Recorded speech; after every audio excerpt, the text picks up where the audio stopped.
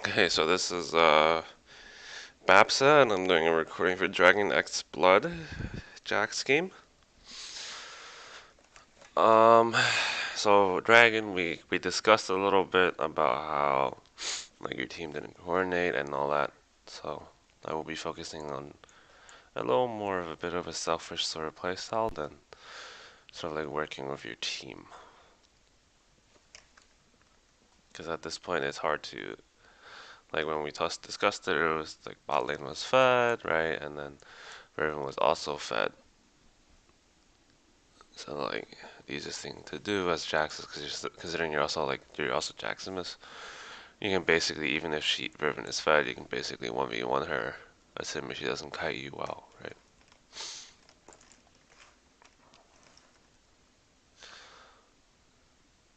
Pretty fine. This is okay.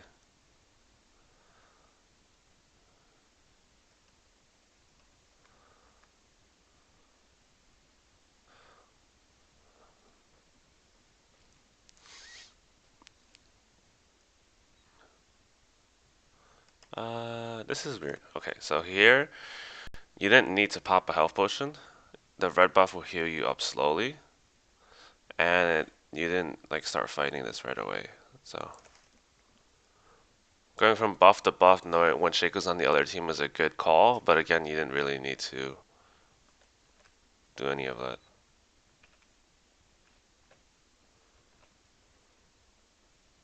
So you just see Shaco mid, right? Here, let me pull this back a little bit.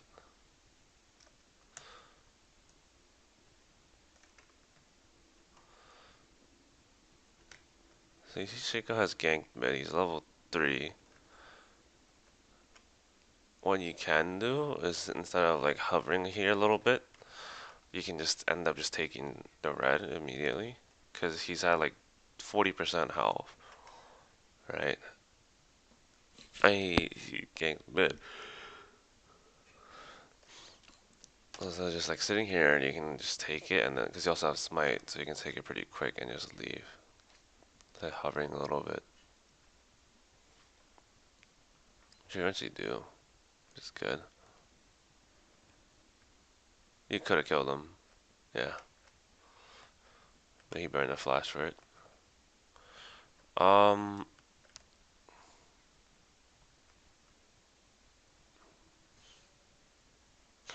it's hard to gank any of the lanes. Because like, well, besides like mid, because like Yasuo, he can't set it up for you. The lane is already pushed this way, so it's hard to gank. And then for Annie, you just have to wait for her to stun. So like my suggestion here is to consider ganking mid a lot more because it's really easy to set up the gank. She just needs to get her stun up and you can just kill them all. Or you can jump in.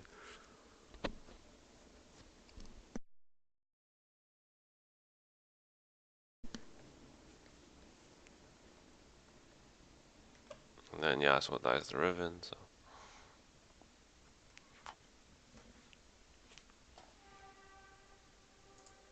Oh shit.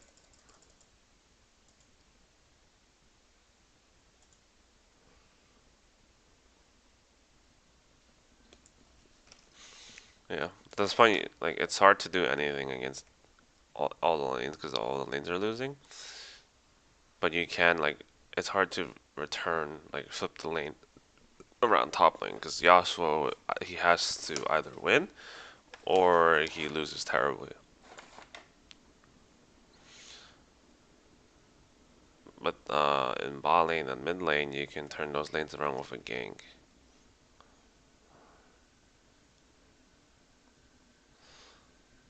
As for itemizing, I've been playing a little bit Jax Jungle in my lower elo accounts, but one thing that I like to do is instead of going Razor Blade, I like to go Cinderhulk and then I go Triforce because like when you go Razor Blade, the attack speed item, you leave yourself very vulnerable to like let's say if Shaco goes like a Warriors or he rushes like Duskblade. Right? So like yes, you can win these 1v1s over time, but when you have like strong initiators like Riven and Galio, and then like if Alistar knocks you up and Zaya just combos you, in those like 2 seconds you're in like CC, you're pretty much like dead.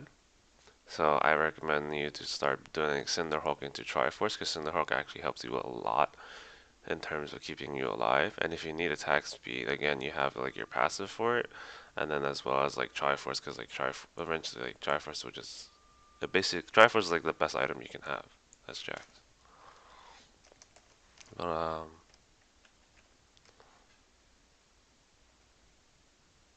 so here you spot Shaco, right? Instead of going for him, because you're one level behind. So as soon as you see this, you should have smited this immediately, because this does a lot over time. Not to mention the fear, which gives him additional auto attacks on top of you. So if you smite this immediately, you don't have to worry about a fear, and you can pretty much just auto attack him over and over again.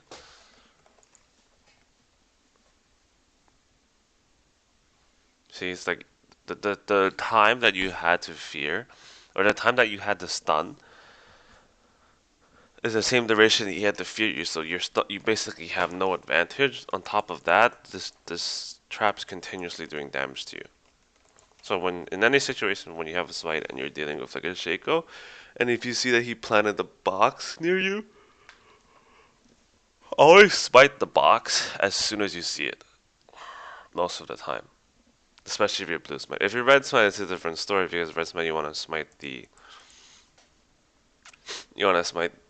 champion itself so that you get the damage mitigation. But like it's like Heimerdinger, same concept where you smite the trap or like the extra minion so that you don't take as much damage.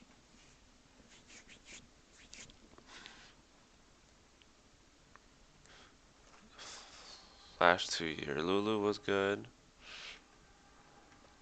And he gets out.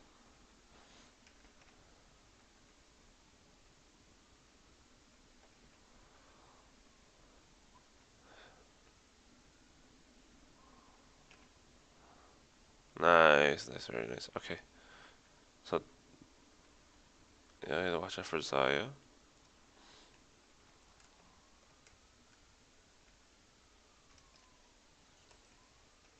Okay, she's left. Okay, you can start red now.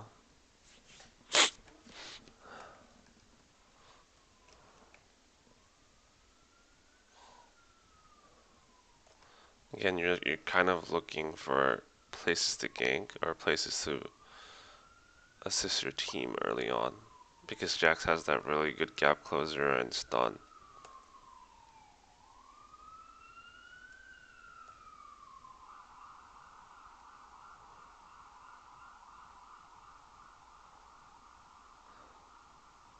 Ganking top is a nightmare because you also can't set anything up for you unless Riven goes heavily aggressive.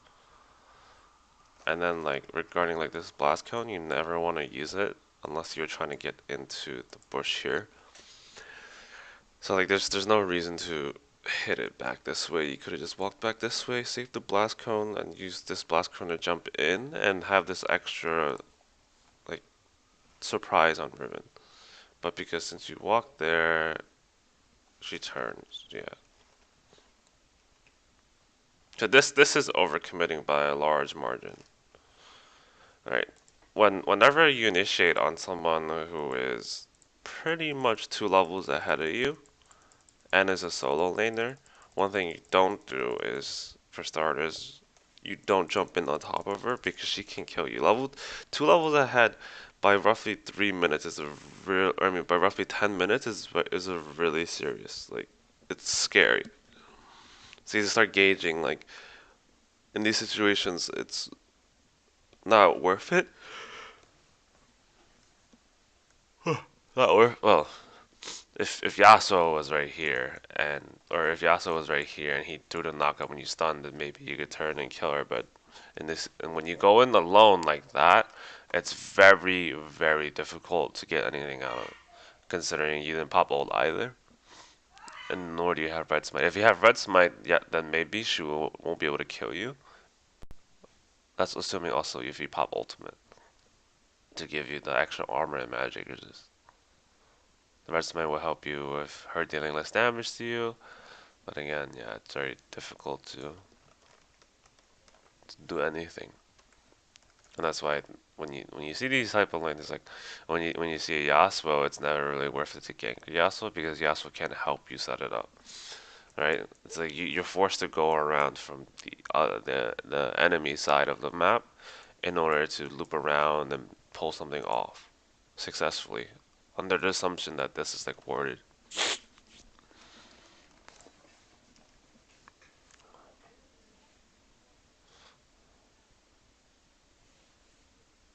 And he's gonna die, yeah.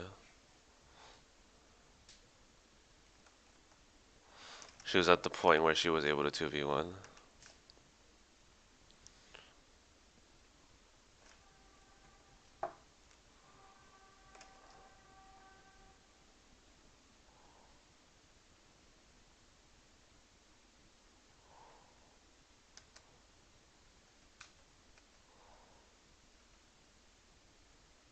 Good counter gank.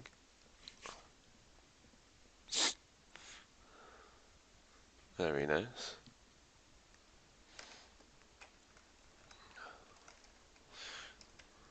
So you see that Annie is 35%. And you see Galio is closer to 70.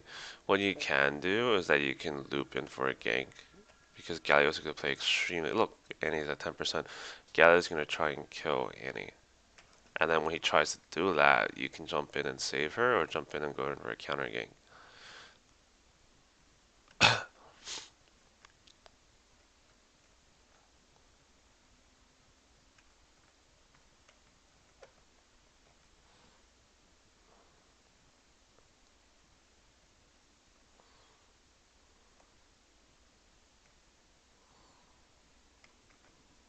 And then they're kind of like fighting right here, but then you kind of ignore them. Just...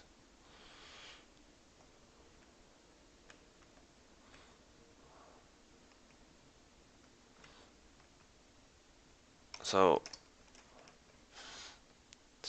we'll ignore this part since I guess you were taking red buff, but you don't have to hit this at all. Like, the reason why I say that is because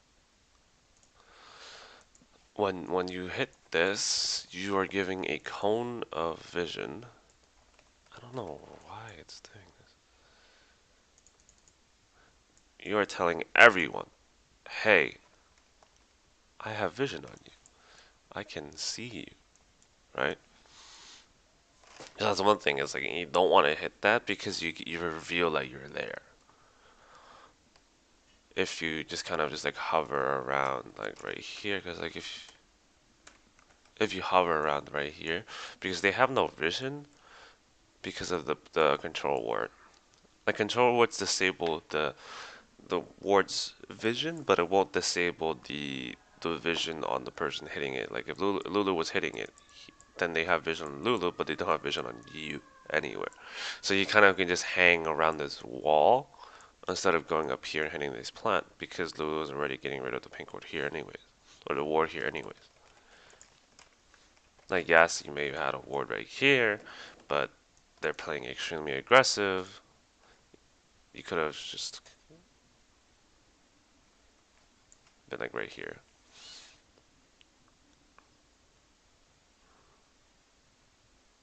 So again, that's actually pretty good.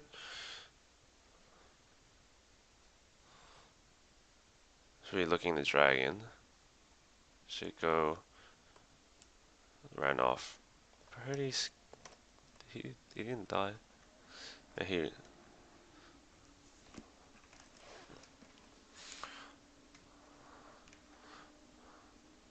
It's like another thing. It's like if you left this minion wave for Jinx, and you went to solo drag, then it would have been actually really beneficial.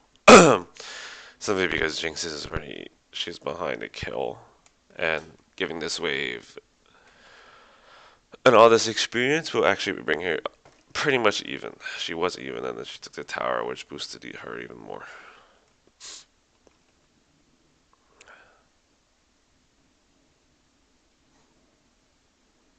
Like,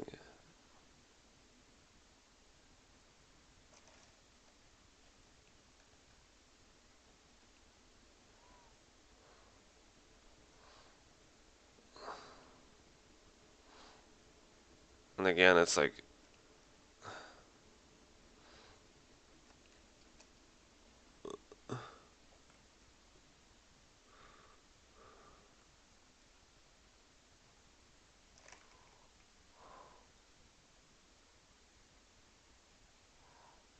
goodness, that was actually really close.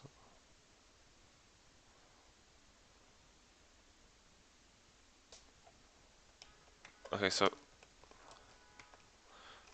you probably should have been here because you have Lulu here. You see Gaio's mid, that's one person. Bot lane is probably most likely bot, and if you do see them, you can always just hop away because they don't have anything to get to you quickly. The only threat is pretty much like Shaco, but if as soon as Shaco hits you, you have Lulu to save you. So you can just push this additional wave, get some damage on the tower, maybe get the tower. Yeah, it's fully tree, never mind. But at least get damage on tower. Right? And then another thing is like you want to itemize towards like armor, because their Zarya is fed and their Riven is fed. So instead of getting the Stinger here, you can get like Tab Eyes. And then another thing is you never prioritize Stinger over Sheen. Sheen should always be your second or your first, because Phage, depending on what you need, like Stinger gives you that 10 cooldown and attack speed, but most of the time early on, Jax is more of a hard hitter for Sheen, like with his auto resets, like auto and then W reset. Stinger is just, it's nice, but it's not necessary like a Sheen or like a Phage with its health and movement speed bonuses. So there's no point in coming here at all. Your Jinx is dead, so that means your consistent damage dealer is dead. Your entire team is on the back foot. Lulu is really low HP. Annie is getting engaged on, right? So like coming here is to contest Alistar, like maybe contest Zaya is actually just a bad idea in general. Like you lost Dragon, there's nothing you can do much about this. You can try, but you aren't at the point where you can 1v5 yet.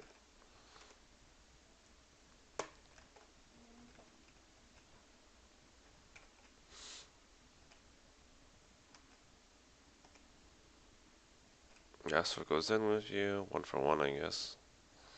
Not exactly the best, considering they also have received Dragon, so they have a really large influx of gold and value coming in.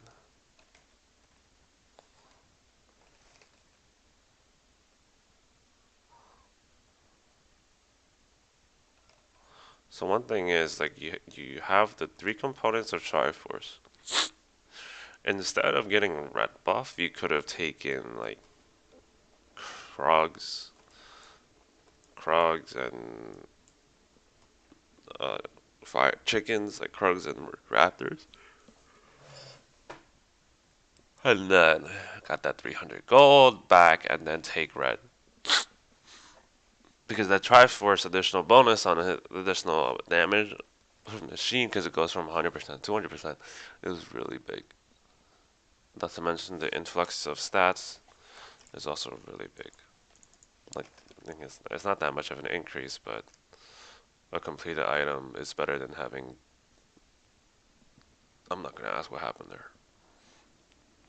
A completed item is better than three separate items. You brought their attention, but they still got a tower out of it. So, and another thing is like in terms of your build is like Gunblade is not a good item unless you're far, far ahead of everyone else in the game. In terms of gold, you are the second most, you have the second most gold in the game. And it's also one of those, again, it's also like building Razor Blade, or Blood Razor, Blood Razor. It's really hard to, like, justify the item. Like the attack speed is good, right? The max health damage is good. In terms of an item, it's good. But when you place Initiator as Jax against a team where it's either you or Annie initiates, because she's an enchantress, she's not going to help you, she's an AD carry, not going to help you. Yasuo maybe, if he lands a good tornado. But if he wants to land a good tornado, he needs help of by you and Annie.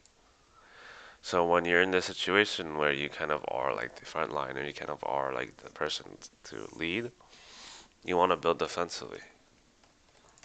Because, like, if let's say if you had like a Scion top, or maybe like a Maokai top, either one of those champions can go in for you. So like, let's say if this was the Scion, they would go in for you, and if you were right here, you could have like went in after he got like a knock up or after his ult knocked somebody up, right? And then when that happens, you can just go ham with damage. But because the roles are the other way, where instead of them initiating, you are initiating, sort of. You are like the front line to go in. These items are bad. Like Blood Razor should be swapped out for Cinderhawk. Because you don't really. The attack speed is nice, but in terms of damage efficiency and just efficiency in general for you during this game, Cinderhawk is better. And then as for. Because it provides you more health and provides you max bonus health. And you want that. Because there's not much you can do against, like, if you get hit by Blood Razor, or if you use Blood Razor, you go in, right? And you just get knocked up, and you get taunted. Like, what damage do you have? Like, you're playing this build is very glass cannony. It's very risky. And in lower elo games, you want to make sure that your chance of success goes up, and increasing your chance of success means you play safe. And that's why, in my opinion, Blood Razor is bad, and Gunblade is also bad. Like, optimal choices are like Cinderhawk and then like Styrax, or Cinderhawk and then like GA, right? Because like, yes, Jax is a hybrid. Yes, he has AP scaling, which is good. But again, it's not more about you doing damage, it's more about you being sort of like this frontline bruiser, where if they take their eyes off you, you will do damage. They have to focus you first.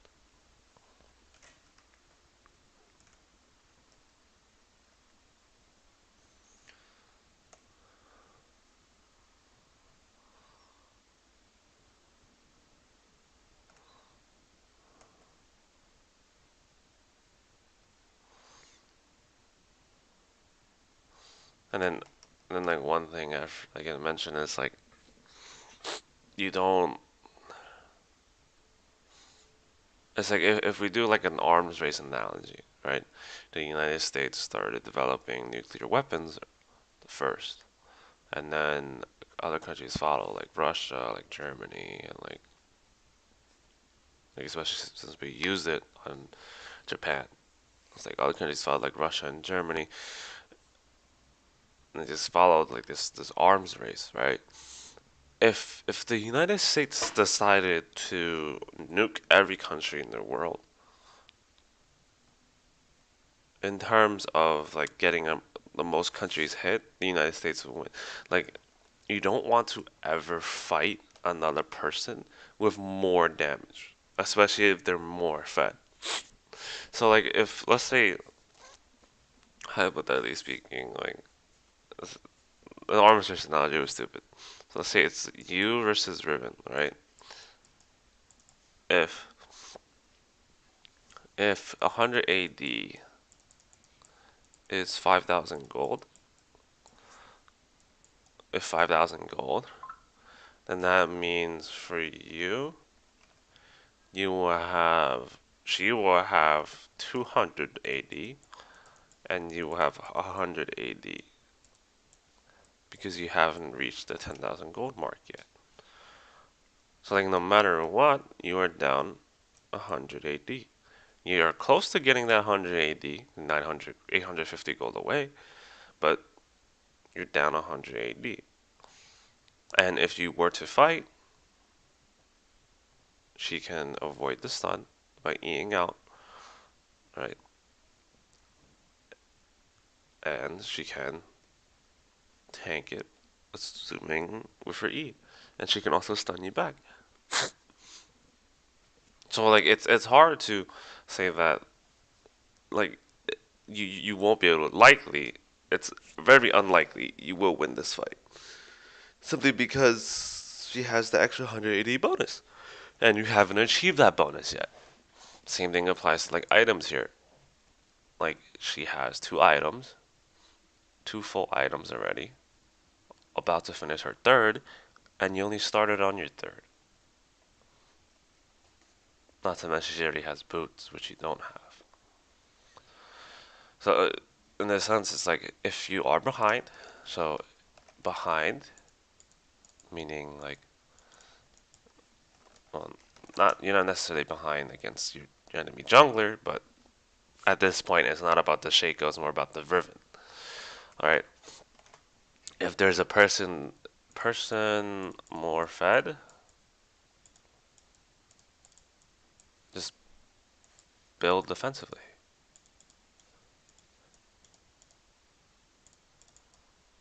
Like there's no reason not. It's not that there's no reason not to. It's that it's fine to build defensively because you can build Stir X, you can build GA, which both items are still very good against this scenario. Because if you get Stir X, you get that bonus shield.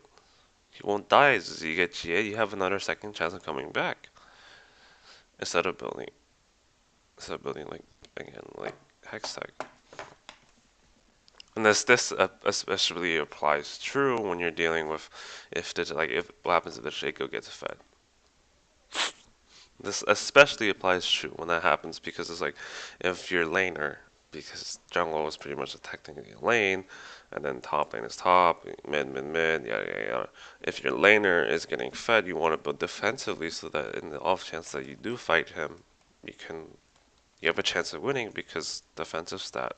Because the logic applies like this: your damage, if he continues to build damage items, remains consistent to him. Like that, your damage to him will remain consistent because he's building damage. He's not building anything to mitigate your damage. But his damage to you will fluctuate. Right? He will build damage, so that he does more damage to you. But because you have defensive items like armor and whatnot, that damage will be lowered. Like that, his damage effectiveness will be lowered, but your damage effectiveness will remain the same. And that's why it's better to build defensively than to build offensively to try and combat like Riven. This may be a build that you're experimenting. Alright, by all means, it's an experiment. But when you play rank, you want to play more conservative. You want to play more, think about more about like your decisions and think about more like what you could be doing or what item builds are good for you because Jackson is very, very flexible in terms of building items.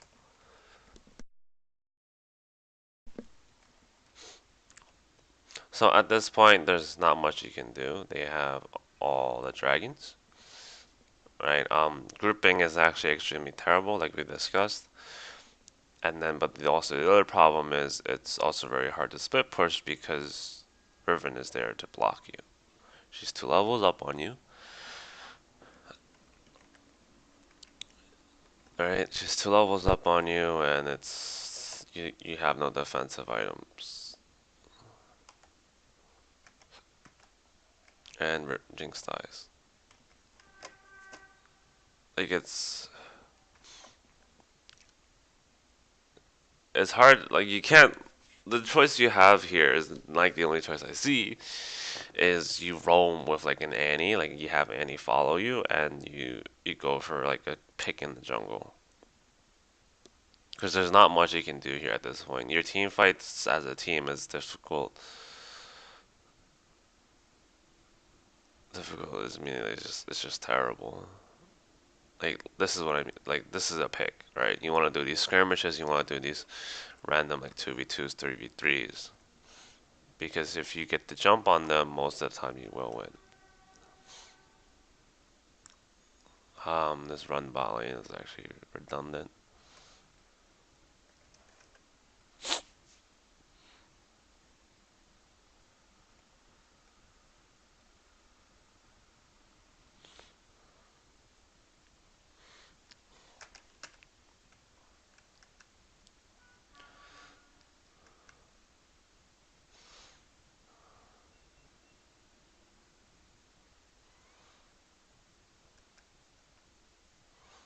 You should have kept pushing for tower.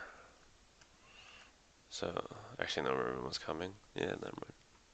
Never mind. Oh, the Riven spot. This is a good call from you.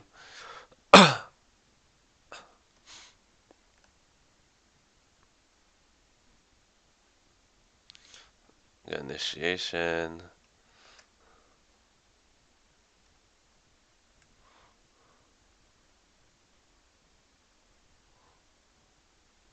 So one thing you want to do is you want to prep your stun here instead of like jumping in and then stunning, because it gave Zaya enough time for her to hit ult. And then Galio comes in and nukes two of your players, and then you shouldn't be targeting the Alistar. You should be targeting the Zaya. Zaya has no ulti. She has maybe a flash or a heal, but you have a gap closer. You have a Q gap closer. So it's very. There's no reason to focus the Alistar, especially since Jinx is already doing that.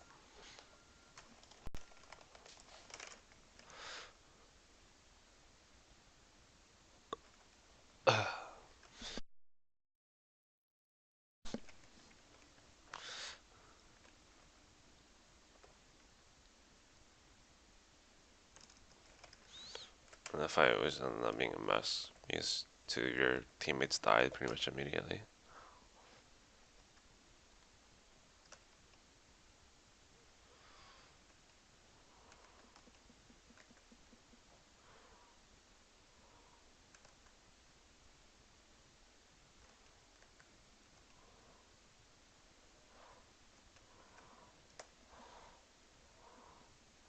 So he's okay. Here's two bot, and he's behind you.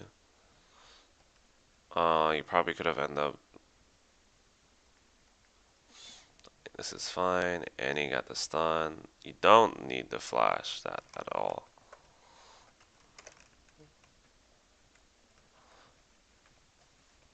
If I click on your portrait, your Q was on a 6-second cooldown. Like you could have waited for your E and then jump in, then the flash. Could have saved that flash. Now you just turn on Alistar. Try to get to the habit of auto resetting, or if you auto W, because then you get an additional auto attack damage in between. There you go. You can't do Baron. Riven is here. Like at this point, Riven is at the point where she can basically 2v1 anyone on your team. You need at least 3 to fight her because she's too fed. Like, so if you want to gauge how they can be too fed, is like look at her score before you go in and look at her level, right? She is, I don't know what level you died at. I think you're at like 15, 16. She's one whole level ahead of you. Has GA, has GA Black Cleaver, and then Death Dance makes her really tanky. Versus your Try Hextech Blood Razor. And then I don't know what I think you may be building something like Magic this year. But again, it's like, right? It's hard to do any of this. It's hard to fight any of this 2v1. Like Annie only has 2 items. Like she has 4 items working on her 5th. You have 3 items working on your 4th. Like when you see Riven, you can't fight her 2 at all. So like here, Annie is dead. there's no reason to go in at all. And then why is Jinx here?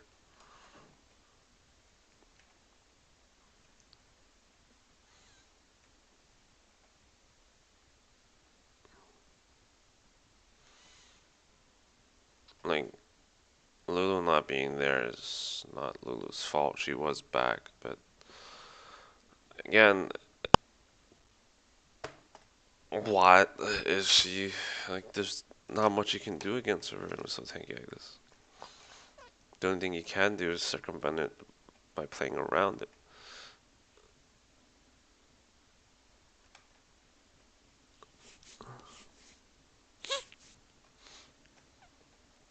Not playing around it by rushing her or like ganking her like 5-man.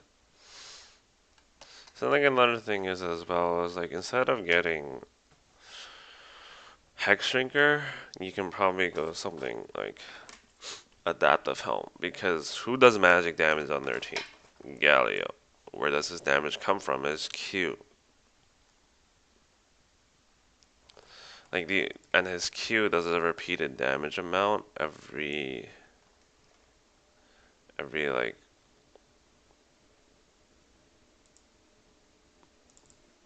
every second. It takes like every second, so it's just this bubble here where it takes like every second. You get Adaptive Helm, it does less and less damage every time it ticks on you. Which is why I think that plan was better than getting a Hex Drinker, because again, don't try to fight another don't try to fight another person. Don't try to fight another person with a sword, with a weaker sword.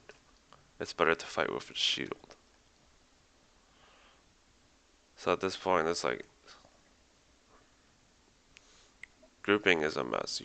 Splitting is good, but it's hard to split against Riven. You need to look for skirmishes. You need to look for picks, especially and that's incredibly difficult because they also have Galio.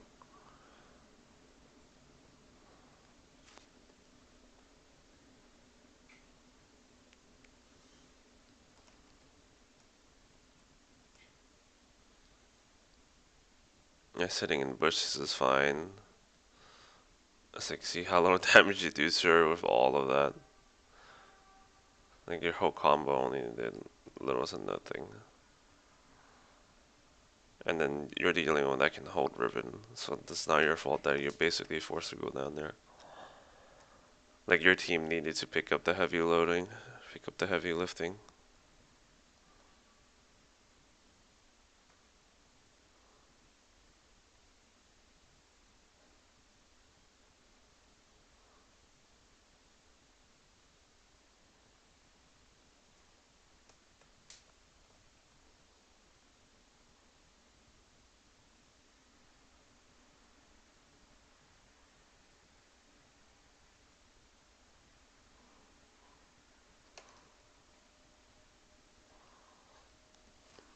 So they have Baron, they have Elder. At this point, what do you do? Jinx gets initiated on, you jump in. This is actually a very good stun.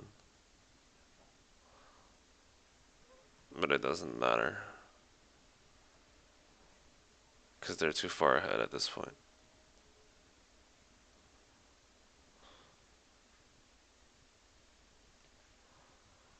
Yeah. A few things to go over is like, again, your build. Try to optimize it for a more defensive oriented build.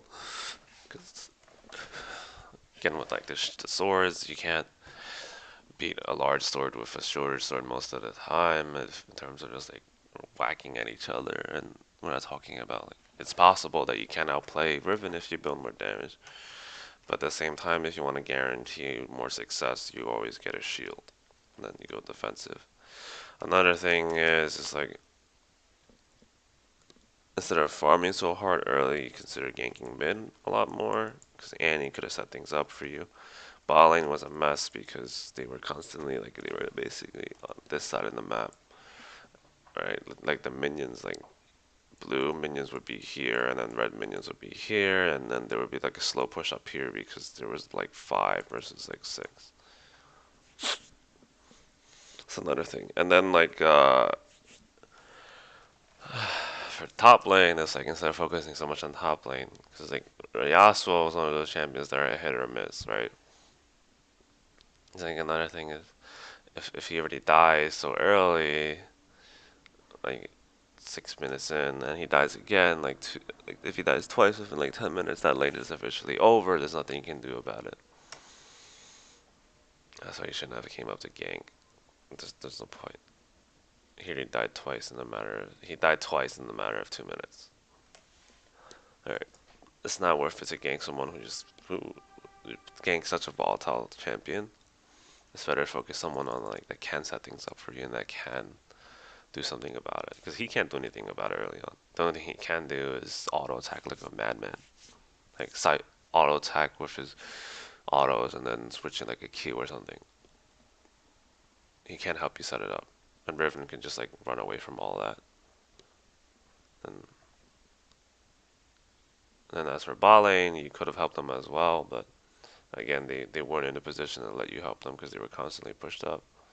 It's very hard to gank someone who's all the way like right over here. Focus on ganking lanes that are able to be ganked, like easy ganks that can set them up for you. And then also itemize better. Build defensively early. Um, you can always go on like law analytics or whatever to check for your builds. This build is actually, and then understand that not every build can be used like every time. Like not every build can be used in this scenario. Like this scenario, this build can't be used. They're too fat. But if you were in a game where you were like snowballing and you had like 6 kills at like 15 minutes, then yeah, sure. I mean, at that point, it's like it's not a matter of what build you have, but a matter of like how you can keep your lead. Um, in terms of like this game, it's I think the only win condition that was probably through mid lane. Bot lane didn't do too hot. Their positioning is terrible in terms of like understanding where they need to go and where they need to be. So yeah, I think the only way was mid lane. Um, because if you help mid, and mid could have snowballed, mid could have like roamed a lot more, and you guys could have had like a 3-man gank on Riven, or like 4-man gank bot if necessary. Right? Could have dove. If you have any questions or anything, you have me out in a league, just PM me. Good luck on your review games.